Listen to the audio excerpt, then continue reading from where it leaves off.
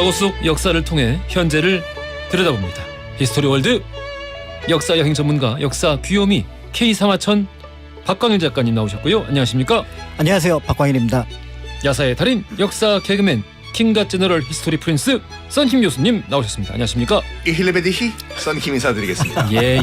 그러려니. 그러니. 7105님께서 역사 개그맨 썬킴 교수님과 역사 귀요미 박광일 작가님을 학창 시절에 만났다면은 제 삶도 달라졌을 텐데 들으면 들을수록 재밌어요. 썬킴 교수님은 같은 부산 사람이라 친근해요. 오늘도 단디해 주세요. 하셨습니다. 아, 저 충청도예요. 그러니까 이게 썬킴 교수님은 말씀을 하실 때마다 자기가 출신이 어딘지 달라지기 때문에 네네네. 예 미국이라고도 했다가 그렇죠. 부산이라고도 했다가 지금은 또 충청도로 요즘 바꿨더라고. 아, 본 적이 충북 영동이에요, 제가.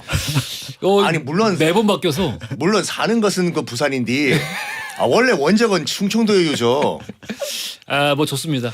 이런 화개장터 같은. 아이고, 그렇죠. 참네. 그러니까 우리 남한 전체를 사랑한다 이런 말 아닐까. 아버지 맞습니다. 돌 굴러와요. 알았슈. 진짜 제일 못한다. 진짜 세상 제일 못한다. 추천자들이. 맞는데? 아니요. 17105 쓰시는 분께 커피 쿠폰 보내드릴게요. 김미숙님께서 박광일 작가님 옷이 가을가을하니 예뻐요 하셨어요. 맞다 나고 물어보고 싶었어. 네, 옷을 누가 골라주세요? 제가 고릅니다. 아 진짜? 네네. 이거 빨간색을요? 네. 이거 되게 잘 입는다. 그러면 그렇게 따지면은. 그러니까 제가 우연히 이제 처음 방송을 했는데 예. 그 방송국에서 코디를 안 해주고 제가 옷을 준비를 하는 거였어요. 예. 그때 이제 주변 분들한테 좀 자문을 구하는 게 한 6개월 정도 지속되다 보니까 대략 이거는 잘 어울려요, 이거는 뭐 괜찮아요, 이거는 별로예요 이렇게 얘기를 하시는 부분이 있어서 그래서 이제 제가 그냥 대충 입어도 그때 이제 좋다고 하는 것들을 입고 있습니다. 근데 원래 얼굴이 동안이셔가지고 그것도 그래. 무슨 옷을 입어도 잘 어울리세요. 교수님이 봐도 옷 잘 입잖아 평소에. 진짜 무슨 뭐 이 앙드레 김의 환생이라고나 할까? 막 던지지 마시고. 네. 오민정님께서 혹시 썬킴 교수님 오늘도 반바지일까요 했는데 야 이분 노스트라다무스. 이 반바지 맞죠? 하지 마. 그렇게 들으시면 아내가 이렇게 들려가지고. 그래요? 예. 예. 네. 아내가, 여미고. 여미고 이렇게 보내주세요. 알겠습니다. 네. 알겠습니다. 깜짝 놀랐네요. 네. 자, 우리 또 좀 안 좋은 얘기부터 좀 시작을 해야 될 것 같은데 큰일 났습니다. 자, 레고랜드 사태로 지금 불리고 있고 뭐 혹자 어떤 분들은 또 그 김진태 도지사발 재난이다 뭐 이렇게 부르시는 분들도 있고 또 뭐 빠른 지금 속보를 보니까 김진태 도지사 측에서는 이거 내가 혼자서 한 게 아니라 정부에 물어보고 했다라고 해서 이 좀 같이 죽자는 것 같은데. 그렇죠. 네. 어차피 그냥 근본적인 문제는 뭐냐면 강원도에서 보증을 서준 회사 자체를 믿지 못한다고 하는 거면 누굴 믿냐 이거지. 그러니까 그렇죠. 이게 레고랜드 사태. 그러니까 지방채를 부도를 내버린 거잖아요. 맞습니다. 이게 전임 도지사의 사업이었어서 이거를 키우는 것보다 그냥 아예 지방채를 부도를 내는 한이 있어도 이거를 좌초시키겠다라는 마음이었던 것 같은데. 그러니까 정치적으로 판단이 그렇게 들었다고 하더라도 사실은 거기에 미치는 경제적인 어떤 파급 효과를 생각을 했어야 되는데. 근데 왜 그걸 생각을 못했을까요? 그래도 도지사인데. 그러니까 왜냐하면 이게 강원도에서 일어난 일이지만 사실은 이 지방 정부가 보증한다라는 거는 강원도만의 문제가 아니고 우리나라 전체의 문제죠. 그렇죠. 신용도로 볼 때는 어느 기업보다 높은 어떤 채권이라고 볼 수 있는데 이 부분에 문제가 생긴다고 하면 결국은 돈이 막히는 상황이 날 수밖에 없다. 이거는 기본적으로 좀 너무 어떻게 큰 규모의 이게 돈이란 게 예. 한쪽에서 돈맥 경화가 생겨버리면 네. 돈이 다 흐름이 막혀버려요. 맞죠. 그렇죠. 특히 건설사 같은 경우에는 다 현찰 거래를 많이 하는 경우가 많잖아요. 특히 게다가 또 서로들 많이 연계돼 있더라고요. 그러니까 특히 이제 롯데건설 같은 경우는 이제 현찰이 많기로 유명한데 거기서 유동성이 지금 돈맥 경화가 걸렸다고 하잖아요. 그러니까 유동성이 많은 건설회사는 차치하고 사실은 지금 부동산 경기가 안 좋기 때문에 지금 프로젝트 파이낸싱에 들어가 있던 각 금융의 회사들도 지금 돈을 걷어들이고 있는 상황이거든요. 예, 맞아요. 그러면은 대규모의 회사들 같은 경우 굉장히 큰 피해를 입을 수가 있고 그러면은 그 회사가 건설하려고 했던 어떤 건축물과 관련된 또 소비자들도 큰 피해를 입게 되는 이게 그러니까 연쇄 효과가 여기저기서 의외의 공간에서 나타나게 되는 거죠. 제가 외국인이라고 가정했을 때 한국에 투자를 하고 싶어. 근데 지방채 사실 가장 신용도가 높은 채권인데 그렇습니다. 지방채가 부도가 났어요. 그러면 대한민국이 어디에 투자를 하겠어요? 그럼 이제 국채인데 당장 도망가야지. 국채인데 국가하고도 상의를 했다고 하니 이게 이제 요번에 그 영국 트러스 총리가 44일 만에 사표 던진 것도 이번에 이제 영국 총리가 굉장히 최단시간 안에 사임을 했죠. 44일이죠. 예. 이것도 국제 때문에 사임한 거예요. 그 전에 이제 먼저 부자 감세 때문에 그렇습니다. 예, 부자 감세로 굴린 공이 말씀하신 것처럼 거기서 이제 아주 그냥 크게 눈덩이처럼 불어나 버린 거죠. 그러니까 이렇게 생각이 좀 짧은 건지 아니면 그런 설마 이런 일까지 벌어질 거라고 생각을 못한 건지 감세를 해버리면은 정부가 걷어들인 돈이 모자라잖아요. 그럼 당연히 이제 일정 정도 이제 쓰는 그 살림 규모가 있을 거고 예. 돈이 모자라면 국채를 찍어내야 되는 건데 국채를 찍어낸다는 거는 정부가 빚을 늘린다는 거 아니에요. 그렇습니다. 당연히 이게 문제가 되죠. 그렇죠. 저는 그 때에 따라서 부자 감세가 필요한 때도 있다고 생각을 합니다. 근데 단지 이제 그 전임자에 반대하기 위해서 그런 그 정책을 폈다가 지금 영국 국민들이 그렇습니다. 그러니까 그 지금 기네스북에 오를 거라고 그러던데요. 그 인류 역사상 가장 단기간 안에 수백 조를 날린 여자 뭐 이런 식으로 해가지고 난리는 뭐야 저기 기록될 거라고 이야기가 나오던데 우스갯소리인지 진짜인지 모르겠습니다. 대처 흉내 낸다고 뭐 머리 스타일과 의상은 또 대처를 굉장히 흉내를 많이 냈었어요. 그랬었죠. 네. 예. 자 아무튼 우리나라 뭐 강원도 도지사의 잘못된 선택으로 인해서 다음 달부터 아마 좀 이제 건설사 쪽으로 문제가 예, 일어날 거라고. 굉장히 안 좋은 소식들이 들리기 시작할 거다. 그래서 IMF는 아무것도 아닐 거다라는 말도 나오고 있고 또 이제 우리 영국 얘기까지 한번 해봤는데 그래서 오늘 주제를 이걸로 한번 정해봤습니다. 역사 속 리더들의 오판, 리더의 잘못된 판단이 이제 과거의 역사 속의 백성들을 시민들을 어떻게 큰 재난으로 이끌어갔는지 이런 내용들을 한번 알아보려고 해요. 두 분이 어떤 이야기를 준비를 해오셨을까요? 일단은 히틀러라는 오스트리아 국적의 한 남성이 어떻게 해서 외국이잖아요. 독일에 가가지고 집권을 한 다음에 1933년에 제3제국을 건설한 다음에 2차 대전까지 일으키게 됐나. 그 중간중간에 독일 정치인들은 어떤 선택적 판단 미스가 있었기 때문에 히틀러가 이렇게 급속도로 괴물이 됐나. 이걸 말씀드릴게요. 그러면은 오늘 히틀러로만 쭉 하겠네. 왜냐면은 내용이 좀 되니까. 그렇죠. 히틀러랑 우리 또 운디가 좋아하시는 그 민헨 협정. 미넨 협정. 미넨 협정 때문에 히틀러의 힘이 실리는 거죠. 그러니까. 네. 알겠습니다. 그러면은 박광일 작가님. 네, 저는 이제 그 주로 조선 시대를 살펴봤는데 처음에 이제 이 주제 그러니까 리더의 오판에 의해서 나타난 어떤 문제점 이런 것들을 살펴보러 가니까 약간 의외의 모습들이 보이더라고요. 무능함은 뜻밖의 잘 드러나지 않는다라는 느낌이 들었습니다. 잘 드러나지 않는다. 그 리더의 오판이라고 하는 부분을 염두에 두었을 때 대표적으로 이제 철종 같은 경우가 왕이 되는 어떤 수업을 받지 않은 상황에서 왕이 올라간 상황이거든요. 예. 그리고 그 시기가 우리 역사에서 가장 엄혹했던 평가를 받고 있음에도 불구하고 예. 철종 자체의 어떤 정책에 대한 평가를 구체적으로 내리지는 않고 세도 정권하고 연결해서 보는 경향이 있습니다. 예. 그런데 거기에 비해서 이 사람이 잘했다 잘못했다를 명확하게 따지는 몇몇 사례 선조 인조 고종 같은 경우는 오히려 그 어떤 사람이 개인적으로 그 왕에 대한 평가나 어떤 능력이라는 면에서는 높은 평가를 하고 있는데 그런 면에서 볼 때 이 리더의 오판이라고 하는 부분은 조금 그러니까 대체로 어지간한 나라들은 시스템으로 리더들의 오판을 막아주는 편인 것 같아요. 예. 그런데 문제는 시스템이 막아준다. 그 시스템을 넘어서는 뭔가의 신념. 그다음에 그게 문제지. 이게 나타났을 때 결과적으로 큰 어떤 정치적인 사회적인 어떤 문제를 일으킨다라는 관점이 보여졌고요.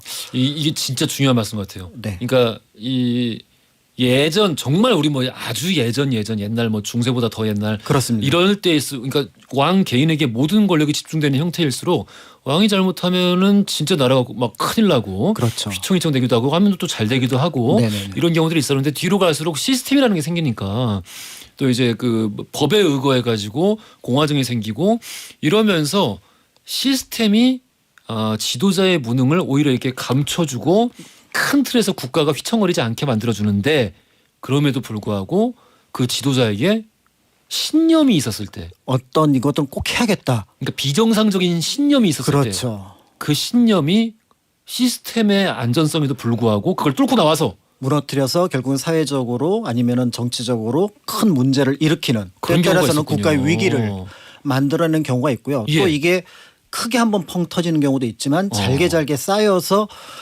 결국은 어디서 문제가 생겼는지 모르는데 이렇게 위기가 나왔어? 라고 하는 부분들이 있어서 전자에 해당하는 경우는 인조 때 모습 그러니까 그 인조의 신념이 나타나면서 나타났던 어떤 상황들을 볼 수 있고요. 맞아. 후자는 가랑비에 옷 젖듯이 계속해서 문제가 생겨서 결국은 어떤 나라의 위기를 빠뜨렸던 고종 때의 어떤 판단에 대해서 얘기를 좀 드려보려고 합니다. 알겠습니다. 고종 때 참 얘기하면 답답하긴 한데. 이 표정을 청취자분들 보셨어야 되는데. 아니 사람은 좋은 사람이었어요. 단지 이제 왕이 돼서는 안 될 사람이었지. 그게 잘못된 거예요. 안타깝다 진짜 정말. 그러니까 뭐 그때 국제 정세라는 게 네. 다른 누가 했으면은 뭐 또 달랐으려나 싶지만 그렇게 생각함에도 불구하고 결정적인 또 아주 그 잘못된 그 판단을 했습니다. 결정들이 있어가지고 네네네. 이게 너무 가슴이 안 좋아요. 마음이 안 좋아요. 그러니까요. 그래서 이 역사 자료 살펴보면서도 굳이 이제 우리나라의 어떤 한 리더였던 사람을 평가하고 비판하는 부분에 대해서는 좀 마음이 불편한 부분이 있는데 그래도 이제 얘기를 좀 먼저 시작을 해보면 좋을 것 같은데요. 알겠습니다. 그러면은 자 오늘부터는 그 누가 먼저 이야기를 시작할지 가위바위보로 결정하겠습니다. 자 헌법에 명시돼 있어요? 그 허지웅 쇼 법에 오늘부터 제정하겠습니다. 땅. 자 가위바위보. 가위바위보. 오케이. 졌다 내가. 자 오늘은 박광일 작가님부터 시작하겠습니다. 네, 일단 뭐 인조 얘기는 좀 간단하니까요. 예. 고종 때 얘기를 하도록 하겠습니다. 고종이라는 시기, 그러니까 1863년부터 1907년까지 그 고종이 제위했던, 그러니까 왕으로서 황제로서 제위했던 이 시기는 한국의 학생들이 가장 싫어하는 시기입니다. 왜냐하면은 외워야 될 사건이 너무 많이 일어나기 때문에. 외워야 될 사건도 많고 자존심도 좀 상하고. 그렇죠. 예. 그래서 1866년 병인양요부터 시작해서 정미 7조야까지 끊임없이 외워야 되는 상황인데 뭔가 이 상황에서 누가 잘했다 잘못했다 하기보다는 국제 정세 속에서 조선이 휩쓸려 간 부분들이 없잖아 있고 또 기본적으로 갑신정변처럼 역량이 부족해서 나타난 어떤 문제 그래서 누구를 탓하기보다는 그렇다고 김옥균을 탓해야 될지 홍영식을 탓해야 될지 뭐 이런 어떤 어려움이 있는 부분들이 있습니다. 그런 건 아니지. 진짜 아예 매국노가 아닌 이상 그렇습니다. 그 안에서 혼란한데 지금 우리 다 시간 지나고 와서 지금 우리가 돌이켜봐도 다 혼란한 시대인데 그렇습니다. 거기서 뭐가 옳았는지를 행동으로 이 가는 사람들의 그 뭐랄까요 평가를 너무 야박하게 하는 거예요. 그렇죠. 그래서 후대에 이제 우리는 전지적인 어떤 시점에서 보니까 이게 다 보이지만 그렇지. 당대 사람들은 어쨌든 그게 현실인데 최선을 다하려고 노력했던 부분들이 있는 거고요. 친일파 빼고 그렇습니다. 그리고 예. 또 한편으로는 일종의 친일 내각, 나중에 매국 내각하고는 다른 친일 내각이 만들어진 갑오 개혁조차도 근대 신분제를 그러니까 과거의 신분제를 폐지하고 근대의 어떤 모습을 만들어냈다는 점에서 또 일정하게 긍정적으로 평가를 받고 있습니다. 네. 그런데 이 시기에 도저히 납득할 수 없는 두 번의 판단이 1882년하고 1894년에 나타나는데요. 바로 이응 기억 피읍 치읓인가요? 뭐예요? 아관파천. 아관파천. 1882년에 이제 이모군란이 있었고요. 이모군란. 1894년에 동학농민운동이 있었는데 예. 이 두 개의 사건에 공통점이 있습니다. 바로 뭐냐면 정부가 외국 군대를 파병을 요청한 겁니다. 그러니까 이게 아니 웬일이에요.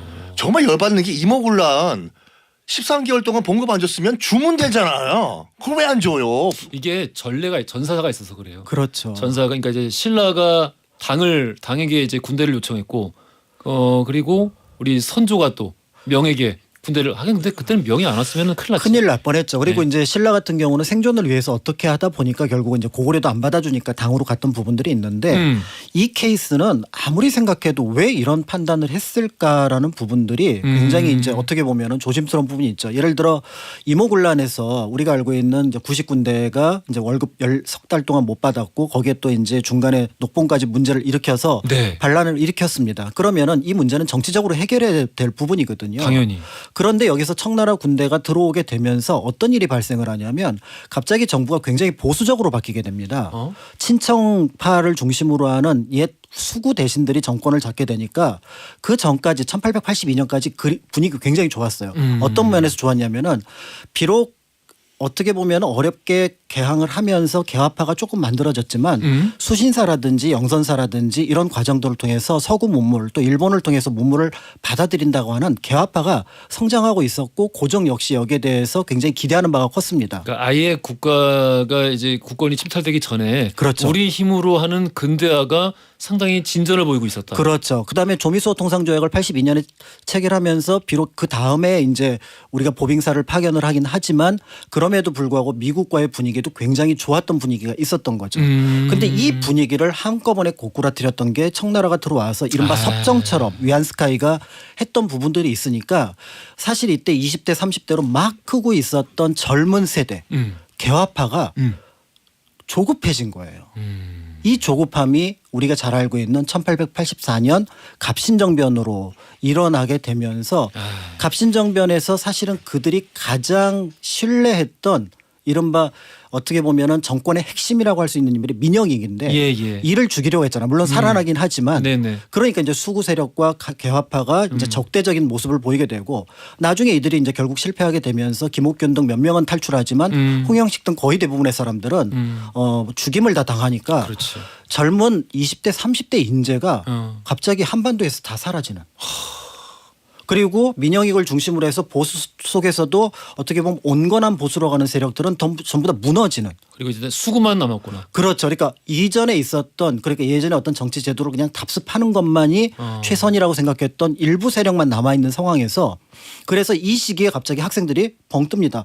84년까지 외울 게 굉장히 많았었거든요. 예. 근데 84년부터 94년까지 이제 또 시험에 안 나와요. 10년 동안 시험에 뭔가 나오지 않는다는 얘기는 눈에 띄는 사건이 없었다는 얘기죠. 그 참 중요한 시기를 그렇게 그러니까. 허송세월을 해버렸군요. 그렇죠. 세상이 제일 중요한 시기인데 그러니까 이 중요한 그때 10년은 사실은 조선시대 50년 100년하고 맞먹을 정도의 굉장히 중요한 시기인데 그때 진짜 그 개화파들이 근대화를 진짜 진지하게 빠르게 빡 했으면은 저는 또 몰랐을 거라 생각해요. 그렇죠. 감히 국권을 침탈하는 일까지는 쉽지 않았을 겁니다. 예. 그런 상황에서 결국은 이제 뭔가 위에서부터의 혁명 또 위에서부터의 개화 이런 것들이 무너지게 되니까 이제 사회는 점점 어려워지고 그런데 들은 거는 있고 이미 이제 동학도 1860년에 생겼고 그다음에 카톨릭이라든지 개신교도 이미 들어와 있는 상황이었기 때문에 이제 그런 부분을 염두에 두고 아래로부터의 혁명을 또 준비를 했던 게 1894년 동학농민운동입니다. 그 이야기는 우리 3부에서 들어볼 거고요. 요거 하나만 여쭤보고 이제 우리 광고로 넘어갈 것 같은데 그렇게 중요한 시기 그렇게 또 혼란한 시기에 어떻게 바뀔 생각을 하지 않고 그냥 예전의 것을 답습하자는 그 정말 그 수구 중에서 수구 아주 삐수구 이런 분들이 정권을 완전 차지할 수가 있었죠. 그거는 정치 기술이 탁월해서 그런 거예요. 정치 기술이 탁월해서 그렇죠. 기술. 그러니까 정치에 철학이 있고 정치에 기술이 있다고 저는 보는데 이거는 철학보다는 기술의 문제였다고 보여집니다. 근데 그 사람들 하나하나를 또 면면을 따져보더라도 바보가 아닐 거 아니에요. 그렇죠. 똑똑한 사람들일 거고. 네. 근데 어떻게 그 순간에 그런 선택을 하냐는 거지. 그럼에도 저는 거기에 자신들이 가지고 있는 가치관이 반영되었다. 그것도 역시 아까 말씀하셨던 신념에 대한 신념의 문제네요. 그렇습니다. 왜 그러니까 정확하게 상황을 판단하고 객관적으로 보려고 하지 않고 신념을 따라간다. 그렇죠. 알겠습니다. 역사 속 리더들의 오판에 관련된 이야기 나눠보겠습니다. 여기서 돌발 퀴즈 드릴게요. 러시아와 우크라이나의 전쟁이 현재 8개월째 지속되고 있습니다. 우크라이나 침공을 지시한 사람이 있습니다. 현재 23년째 장기 집권 중인 러시아 대통령. 다 아시죠? 1번 푸틴, 2번 시진핑, 3번 트럼프. 오래 하는 걸로는 1, 2번이 비슷하긴 한데 이 3번도 오래 할 수 있어요. 2024년 대선에 또 나온대잖아요. Make America Great Again. 아니야. 뭐. 아니야. 그럼 헷갈려 우리 청취자분들. 3번일 것 같다고. 정답은 다들 아실 겁니다.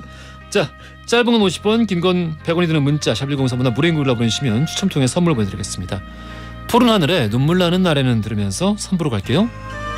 허지용 쇼.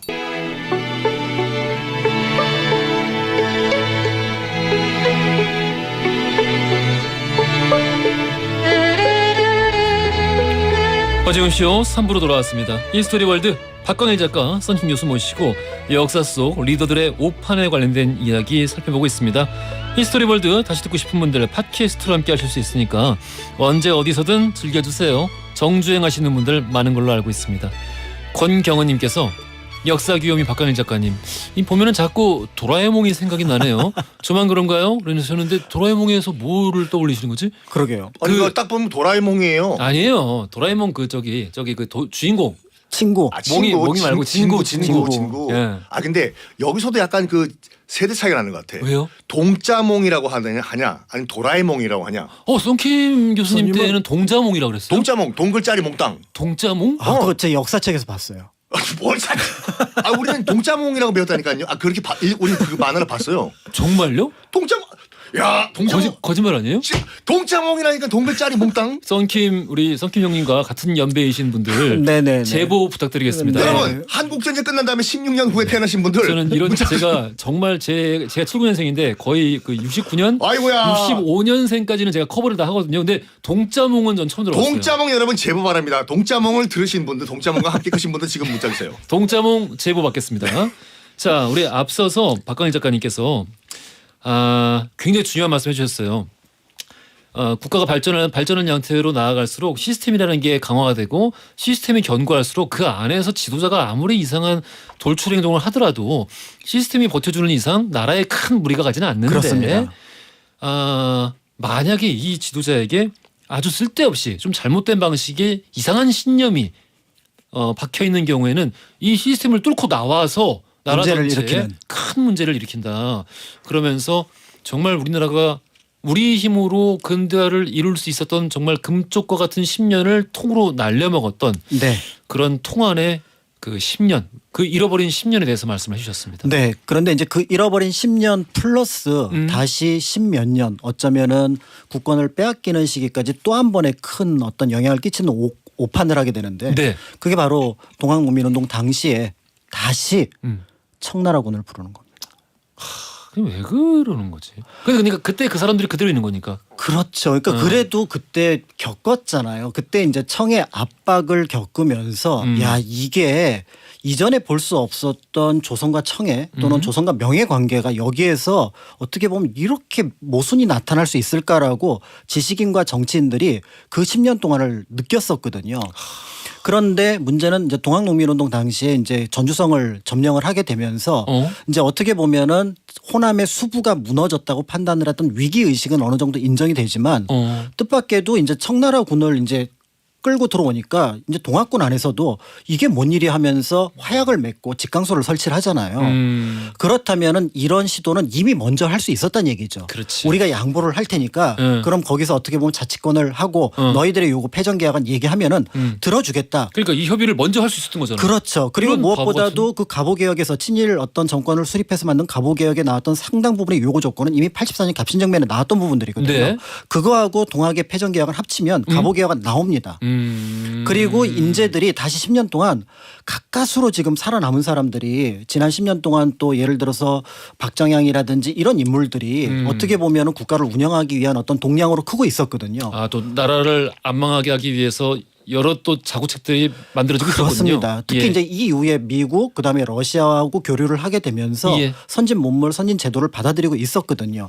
여기에 대해서 오히려 일본이 지금 조바심을 내고 있는 상황이었단 말이죠. 그런데 여기서 갑자기 청을 들여오게 하니까 또 그러니까 텐진조약에 따라서 그냥 통보만 했을 뿐인데 일본은 거기에 맞춰서 그럼 우리 일본 사람을 지키러 군대를 파견한다. 이렇게 해서 동아시아의 패권을 다루는 청일 전쟁을 발발시키게 되고 그 순간에 일본이 얼마나 좋았을까요? 그렇죠. 아니 그러니까 지금 조선이 느리긴 더디긴 하지만 자기 힘으로 근대화를 이룰 수 있을 것 같기도 하고 일본이 제대로 힘을 못 쓰고 있는 와중에 청한테 요청을 했어. 그렇죠. 야, 그 첩보를 처음 들었을 때 얼마나 좋았을까. 그러니까 이제 결국은 그래서 이거는 분명히 우리가 충분히 할 수 있고 그게 사실은 이제 그 우리하고 수호 조약을 맺는 과정 속에 들어가 있는 일부 조항을 과장되게 해석을 한 거거든요. 그러니까 결국 청일 전쟁이 일어나게 되면서 동아시아 전체가 사실은 이제 청나라 중심에서 일본 중심으로 바뀌게 되는 것과 더불어서 1894년에 사람들은 널리 알려져 있지 않으면 경복궁이 1차로 함락을 당합니다.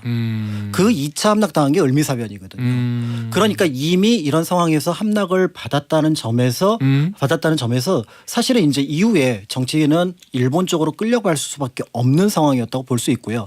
무엇보다도 아래로부터의 개혁은 이제는 요원해진.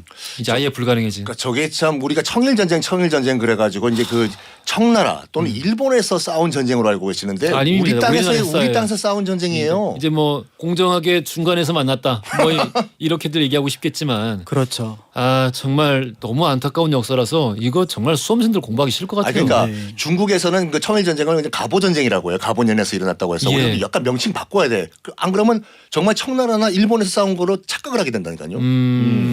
이 청일 전쟁 자체를 또 배우는 것도 중요하겠습니다만은 그 저변에 그런 그 수구 세력들의 정말 몰지각한 잘못된 판단이 이것을 불러일으켰다라는 역사적 배경을 배우는 게 더 우선인 것 같아요. 맞습니다. 그래서 이제 그 지난 시간에도 말씀드렸던 것처럼 청일전쟁 이후에 오히려 이제 진압하는 데 있어서는 우리나라 백성들을 학살하는 거죠. 진압이라는 표현을 쓴 그 일본군이 앞장서게 되거든요. 그러면서 일본군이 한반도 전체에 대한 지배권을 가져가게 되고 거기에 부안해동하는 정치 세력만 살아남게 되는 그런 모습들을 보여주게 되는데요. 그런 면에서 이제 제가 이 자료를 쭉 정리를 하면서 예. 이 정치가 뭔가, 그러니까 정치란 국민들을 살리는 게 정치인데 이 잘못된 오판의 배경에는 자신의 중심, 정치 세력을 살리려고 하는 정치를 하다 보니까 내 세력을 살리려고. 그렇죠. 자기나 아니면은 자기 중심의 정치 세력을 살리려고 하는 정치를 하다 보니까 결국은 나라가 위기에 빠지는 이런 상황들이 만들어졌다라는 느낌을 갖게 됐습니다. 나라를 구하려고 했던 것이 아니라 그렇죠. 자기 세력을 구하려고 했다. 네. 알겠습니다. 좀 이 시점에 굉장히 중요한 문자들이 왔네요. 자, 이거 정말 이거는 거의 이거 속보 수준인데요. 예. 6957님께서 저 66년생인데요. 썬킹 교수님 말이 맞습니다. 우리 때는 동자목이라고 불렀답니다. 3635님 5학년 4반입니다. 처음에는 동자목 맞아요. 동글자리 몽땅. 이거 봐. 2781 쓰시는 분께서 48년생인 저희 아버지께서 동자목이라고 하시는 거를 들은 기억이 있습니다. 아니 48년생은 저는 약간 괴리가 너무 큰데. 아니 그러니까 이게 대한민국은 동자목으로 시작했어요. 48년이면 우리 대한민국 정부 수립이잖아. 이제 우리 저기 대한민국 정부 수립은 동자목과 함께했습니다. 사석에서 이제 형님이라고 부르면 안 되겠네. 썬킴 형이라고 부르면 안 되겠네. 왜? 아버님이라고 해야겠네. 48년생이면 아재 뭐 이렇게 나이를 언제부터 속인 거예요? 옛날 0766 쓰시는 분께서 증명해 주시겠다고 하면서 사진을 보내주셨는데 옛날 그 해적판 만화가 그러니까 정식으로 들어온 게 아니라 그렇죠. 라이센스 가지고 해적판으로 들어온 게. 들어왔을 때 이 제목이었군요. 그러니까 요 시기 때 격동의 70년대 때 팔레비 왕조 무너지고 할 때 이렇게 줄인 표현들이 많았어요. 동자몽, 옥덜매, 옥상에서 떨어진 매주 뭐 이런 식으로. 그렇군요. 네. 참 재치 있습니다. 그러니까, 네. 옥덜매라니. 배꼽이 어디 갔지? 알겠습니다. 자 이번에는 썬킹 교수님께서 히틀러라는 최악의 지도자가 어떻게 독일을 구렁텅이로 몰아넣었는지 말씀해 주시겠습니다. 히틀러는 결과적으로 아까 여러 개 그 큰 요소 때문에 괴물이 됐어요. 그러니까 가장 큰 요소는 일단 대공황이라는 경제 위기 때문에 그걸 잘 이용을 한 인물인데 아시다시피 히틀러는 독일 사람이 아니에요. 오스트리아 사람이에요. 오스트리아 사람이죠. 오스트리아 사람 국적이요. 근데 1차 대전 때 독일군 병사로 참전을 합니다. 예. 왜냐하면 자기는 게르만족으로서 너무 이 독일이 좋았거든. 일단 1918년도 이제 1차 대전 끝난 다음에 그래도 독일에 남아 있어요. 그리고 그 전쟁 상황에서 상당히 평가가 좋았더라고요. 말 없이 그러니까 이렇게 평가가 좀 갈리긴 하는데 네. 그래도 객관적으로 볼 수 있는 자료들에서는 대부분 과묵하지만 한 번 맡긴 일은 끝까지 수행을 한다. 그렇죠. 히틀러가 뭐 했냐면 연락병을 했거든요. 맞아요. 그러니까 자전거 타고 A 부대에서 B 부대로 이렇게 소식 전하는 거. 이건 정말 믿음직한 병사, 살아남을 병사에게 맡기는 거거든요. 당시 그리고 그 전쟁터에서도 개를 굉장히 사랑했고 그리고 그 유대인이었던 그 상급 장교를 굉장히 좀 애증의 관계였지만 굉장히 존경했다. 그렇죠. 예. 그 강아지가 없었을 때 정말 멘붕 왔다고. 그러니까. 네. 하여간 이제 1차 대전이 끝난 다음에도 독일에서 병사로 남아요. 근데 그때는 빌헬름 2세가 네덜란드로 밤기차를 타고 도망가고 이제 독일 제국이 멸망한 다음에 바이마르 공화국이라고 말만 의회 민주주의지 80개, 90개가 넘는 군소정당이 난립하는 개판이었어요 나라가. 그냥 천막 같아요. 천막. 그렇죠. 예. 천막 쳐놓고 나라라고 하는 것 같은 그런 따위였지. 천막 왜 모독하시는 거예요? 그래가지고 예. 당시 그나마 약간 조직을 유지했던 게 독일 군부였거든요. 예. 그러니까 독일 군부에서 이 스파이를 보냈어요. 각 정당에 가서 무슨 소리 하는지 듣고 오라고. 히틀러도 한 정당을 배정받아요. 독일 노동자당이라고 민헨에 거점을 하는 정당이었는데 어이 아돌프 히틀러 네 가가지고 독일 노동자당에 가서 뭔 소리 하는지 좀 듣고 와서 보고서 올리라고. 그러니까 처음 갈 때는 약간 스파이식으로 갔던 거예요. 스파이로 갔죠. 예. 그 독일 노동자당 다 전당대회도 아니라 민헨 시내에 있는 지하 호프집에서 아재들 모여가지고 아 좋아. 아 좋아. 우리가 독일 망했기 때문에 독일은 우리 잘 날아가는데 왜 우리가 술 마셔. 짠. 사나이로 태어나서 마지막에 500 주잔다. 프랑스 죽어라. 프랑스 죽어라. 나폴레옹은 할아버지여서 나폴레 옹자가 뭐냐? 이런 분위기였다. 이런 분위기였어요. 이런 분위기였는데. 야 이거 괜찮다. 나폴레옹은 할아버지. 나중에 또 써야지. 이게 이거 히틀러는 뒤에서 이거 보고서만 몰래 쓰는 목적이었는데 원래 게르만 민족의 위대성에 흠뻑 빠진 사람이었잖아요. 이 사람들이 독일 욕하는 걸 보고 격분을 한 거야. 원래 발언을 하면 안 돼요. 여기서 자기도 모르게 뛰어나가가지고 어떻게 게르만 민족의 욕을 하냐. 당신들 같은 이런 그 비애국자 때문에 독일이 진 거라고 1차 대전 때 우리가 프랑스한테 질 이유가 없다고 일장 연설했어. 너무 연설을 잘했어요. 명연설. 명연설이었어요. 자기도 몰라서 그렇게 연설의 달인이었던 거. 그리고 그 자리에 사실 뭐 이렇게 뭐 신념이 강한 사람들이 모였던 것도 아니고 느슨하게 그러니까. 당시 독일의 분위기 전체가 그랬으니까 패배주의에 이렇게 짓눌려 가지고 그렇죠. 술이나 마시러 공짜 술 마시러 가자 하고 갔는데 술 마시고 있는데 어디서 시끄럽게 하는데 들어보니까 말이 그냥 우리가 진짜 청산유서 진짜 엄청 잘해 말을. 그리고 또 아까 우리 허염 씨가 말씀하신 것처럼 히틀러가 이 현역 때는 전투할 때는 조용하고 과묵했어요. 예. 자기도 이런 연설 능력이 있는지 몰랐어. 어떻게 알았을까? 네? 어떻게 알았을까? 그러니까. 그래서 일장 연설한 다음에 너무 연설을 잘하니까 당시 그 자리에 있었던 그 안톤 드렉슬러라고 해서 독일 노동자당 당수가 예. 입당을 권유를 해요. 이보게 잘해. 이름 뭐냐? 아돌프 히틀러라고 합니다. 독일 노동자당이 입당 좀 해보겠냐? 그냥 처음 싫다고 해요. 당신들 같은 이런 그 말도 안 되는 비애국자들 모이는 그런 아재들 못 가겠다고. 못하겠다. 근데 집에 와서 가만 생각해 보니까 인정을 못 받았는데 내가 오스트리아 사람으로서 독일군 복무하면서 내가 연설하니까 사람들이 혹하는 거야. 그리고 나만 봐. 나만 봐. 나만 봐. 음. 그래가지고 입당을 합니다.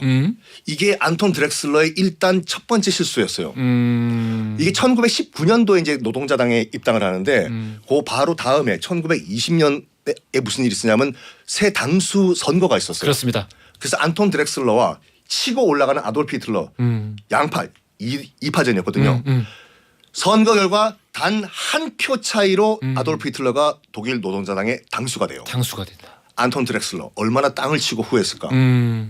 그런 다음에 그 쭉쭉 치고 올라가는 그런 분위기를 힘을 받아가지고 당명도 바꿔버려요. 당면을 바꾸죠. 사회주의 노동자당. 우리가 알고 있는 나치오날. 나치. 나치당을 만들어요. 그리고 요때 이제 그 로고도 만들죠. 그 유명한 그 만자를 이용한 그치. 나치의 로고를 히틀러가 직접 만들어 오죠. 맞습니다. 왜냐하면 미대 지망생이었으니까. 아, 이 디자인 참. 그래가지고 여기서 또 히틀러가 필 받은 거에 첫 번째 실수를 해요. 1923년도에 자기 거점이 이제 뮌헨이잖아요. 그렇습니다. 바이마르 공화국 이거는 완전 개판 5분 전이고 썩었다. 텐트밖에 없다. 자천막이다. 내가 여기서 FM대로 정치를 할 필요가 없고 내가 구테타를 일으켜가지고 그렇지. 뮌헨을 내 거점으로 만들자. 해서 1923년도에 실제로 나치 당원들을 동원을 한 무력 구테타를 뮌헨 구테타를 일으켜요. 실수였어. 그렇지. 너무 일렀어. 그렇죠. 너무 이르고 일단 구테타를 일으키면 제일 먼저 해야 되는 게 뭐냐면 제가 구테타를 해봤다는 게 아니라 예. 마음속에 늘 꿈꾸고 계시죠. 아 예. 일단은 상대 진영 전화선과 이런 걸 다 끊어야 돼요. 지원군을 요청할 수 있잖아. 하나도 안 끄는 거야 이거를요. 당연히 연락했겠죠. 히틀러라는 애가 지금 들고 일어났다고 바로 훨씬 더 많은 수의 진압군이 와가지고 바로 체포가 돼요. 그래요. 히틀러는 도망가다가 넘어져서 어깨뼈까지 다쳐. 구속이 됩니다. 당연히 재판 받겠죠. 근데 자기는 죽었다고 생각했을 거예요. 국가 전복제잖아요. 근데 이게 총살감이지. 총살이죠. 이건 총살감이지. 국가 전복제인데 예. 재판을 받는데 예. 재판장이 물어요. 민헨에서 이보게 자네는 왜 나라를 뒤집어 엎으려고 했나? 여기서도 전화위복이 일어납니다. 그러니까 이게 대단한 사람이야. 명연설을 해요. 내가 알았다. 독일 독일을 살리기 위해서 내가 이런 구태타를 일으켰다. 에. 정말 국군 내가 나라를 살리기 위해서 그러니까 명년설 하는데 그러니까 이게 제가 그걸 전문을 봤거든요. 전 봤다고요? 전문을 봤어요. 전문을 봤는데 그러니까 이게 포인트가 있더라고요. 그 자리에 모여 있는 그 일부러 저기 뭐야 관객이라고 하나요? 관객석을 방청석 다 채워달라고 요청을 먼저 했더라고요. 네. 그래놓고 이 사람들이 다 공통적으로 재판장 판사까지 포함해서 다들 가지고 있는 피해의식을 자극해. 그러니까 내가 옳았다는 얘기를 먼저 하기 전에 우리가 얼마나 프랑스로부터 그러니까 이제 전 유럽으로부터 1차 대전 이후에 얼마나 이 말도 안 되는 지금 취급을 당하고 있는지 핍박을 당하고 있다. 어떤 나라도 이런 종류의 조약으로 핍박을 받아본 적은 없으며 우리는 절대 이거 굉장히 불합리한 일이고 그래서 내가 떨치고 일어났다. 맞다, 그렇죠. 막 운 거야 사람들이. 이거를 이게 듣고 재판장인데. 재판장도 그리고 이게 기사화가 된 거예요. 그렇지. 그때만 하더라도 민헨 지역의 지방 정치인이었던 아돌프 히틀러의 그 법정 증언기가 전 독일에 다 이제 그 신문 보도가 된 거네. 그렇지. 사람들이 보고 야 지금 민헨에서 재판받는 이 아돌프 히틀러라는 사람 한 얘기를 봐. 그래 이런 사람이 독일의 지도자가 돼야 돼. 갑자기 인기 폭발을 하게 됐네. 인기가 폭발했구나. 그래서 원래는 국가전복제로 총살감인데 일단 수감 생활할 때도 굉장히 좋게 수감 생활을 했어요. 결국 이제 가택 연금으로 끝났죠. 그렇죠. 예. 그리고 팬클럽까지 생겼어. 여성분들이 와가지고 꽃다발도 안에 넣어주고. 그리고 얼마나 편하게 이제 거기 가택 연금을 했냐면 그 안에서 또 책을 써요. 아주 그 베스트셀러였죠. 나의 투쟁이라는 그 나치 독일의 바이블을 거기 안에서 써요. 직접 쓰지도 않고 힘러가 이제 들어와가지고 그렇죠. 예, 받아 적었더라고. 그러니까요. 예. 그리고 이 5년형을 때려봤는데 그러니까 판사도 어떻게 할 수가 없어. 이제 전국 스타가 된 거기 때문에 뭐 사형은커녕 5년형을 때린 다음에 그것도 모자라서 13개월만 살다가 내보내줘요. 히틀러의 인기는 쑥쑥 올라갑니다. 그러니까 이렇게 나라가 혼란하고 경제가 완전 그 폭망해 있는 상황에서는 사람들의 피해의식을 자극하고 가상의 적이든 실제 있는 적이든 적이 지금 코앞에 와 있다라는 걸 계속 강조하는 게 먹히더라고요. 그렇죠. 정치에서는 먹히는 부분. 이게 확실히 먹혀요. 먹혀요. 그게 먹힌다는 걸 히틀러가 온몸으로 보여준 거예요. 마침 그때 히틀러는 정말 이때까지만 하더라도 운을 타고난 사람이에요. 민헨 폭동 일으키고 이제 다시 석방돼가지고 전국구 스타가 됐잖아요. 이때 대공황이 터져버린 거예요. 지금 미국도 지금 뭐 이 중권이 주식이 전문 용어로 휴지가 되고 있는 상황인데 지금 그 베르사유 조약 때문에 나라가 정말 거덜이 난 독일은 어떻게 했냐고요. 그렇지. 여기서 히틀러의 또 명령설이 또 나오는 거죠. 강력한 지도자가 필요하다. 강력한 지도자만이 우리 독일을 살릴 수가 있다. 이때 수상이 힌덴부르크였나요? 응? 이때 수상이 대통령. 일단 그렇죠. 여기서 그 대통령 선거를 하는데 예. 그 힌덴부르크라고 1차 대전 그 영웅 육군 대장과 예. 히틀러가 이제 그 대선에 나가요. 예. 간발의 차이로 히틀러가 지긴 졌지만 예. 거의 50%에 가까운 그 득표율을 얻어요. 그러니까 전국적인 지지를 얻은 거죠. 이걸 가만히 보던 사람들이 있었어요. 바로 바이마르 공화국의 보수 정치인들. 야 일로 와봐. 우리 정말 우리 국민들한테 인기 없잖아. 근데 지금 인기 있는 저 히틀러를 우리가 바지 사장으로 앉히고 우리 보수 정치인들이 다시 날개를 좀 펴물 수 있을까? 우리는 베를린 대학을 나온 우리 변호사들이고. 그리고 쟤 바보야. 그러니까 쟤 바보야. 쟤 미대 떨어지는 그냥 바보야. 얘를 그냥 앞에 그냥 얼굴마담으로 내세우자. 라고 그냥 이렇게 그 자기들끼리 생각을 한 그렇죠. 거죠. 또 야 알고 보니까 제 국적이 또 독일도 아니라 오스트리아야. 아유 오스트리아 그 비엔나 소시지나 먹고 저기서 뭐 하냐고. 그렇지. 커피나 마시라고 해. 해가지고 설득을 해요. 그 설득에 선 사람이 이제 프란츠 폰 파펜이라고 해가지고 당시 이제 부총리라다가 쫓겨났어. 왜 쫓겨났냐면 쫓겨날 만한 게 지금 대공황이잖아요. 노동자들은 지금 월급 못 받아가지고 지금 애기들 밥도 못 주고 있는데 어떤 법안을 통과시키냐면은 기업들이 해고를 더 쉽게 할 수 있는 법안 통과시키고 그리고 이 노동자들에게 더 세금을 더 부과하는 법을 통과시키고 쫓겨나요 노동자들에게. 이번에 사임한 영국 총리랑 비슷했군요. 비슷해요. 예.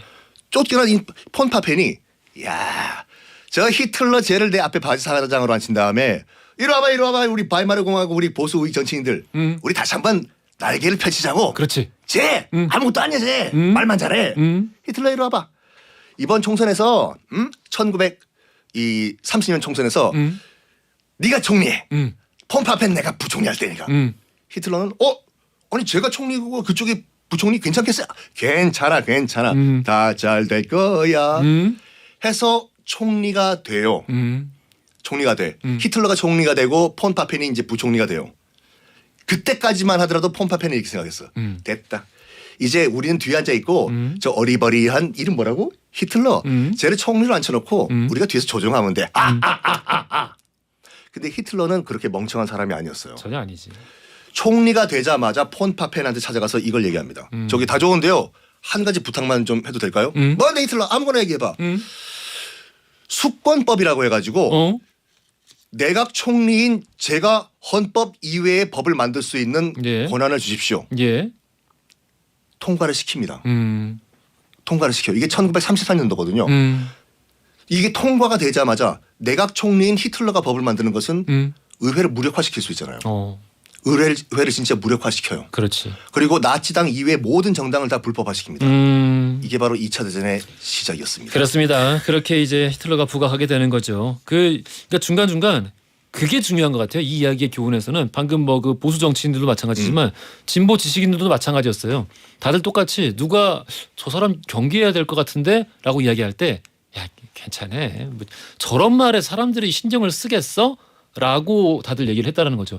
저렇게 과도한 이야기에 누가 신경을 쓰겠어. 특정 인종을 저렇게 막 몰아붙이고 이런 식으로 해가지고 뭐 경제 발전을 이룰 수 있다라는 프랑스를 이길 수 있다라는 이런 수사를 마음 속으로는 뭐 약간 시원할지 모르겠지만 누가 실제 투표를 하겠어라고 얘기를 했지만 실제 그렇게 되었다. 그렇죠. 그래서 나쁜 면으로 포퓰리즘을 우리가 상당히 경계를 해야 돼요. 그러니까. 알겠습니다. 자, 우리 오늘 역사 속 리더들의 오판에 대한 이야기 쭉 들어봤고, 자, 우리 뭐였어 우리 퀴즈가? 퀴즈 정답 1번 푸틴이었습니다. 당첨자 명단은 선고편에 올려놓겠습니다. 확인 부탁드리겠고요. 지금까지 박광일 작가, 썬킴 교수였습니다. 감사합니다. 감사합니다. 감사합니다.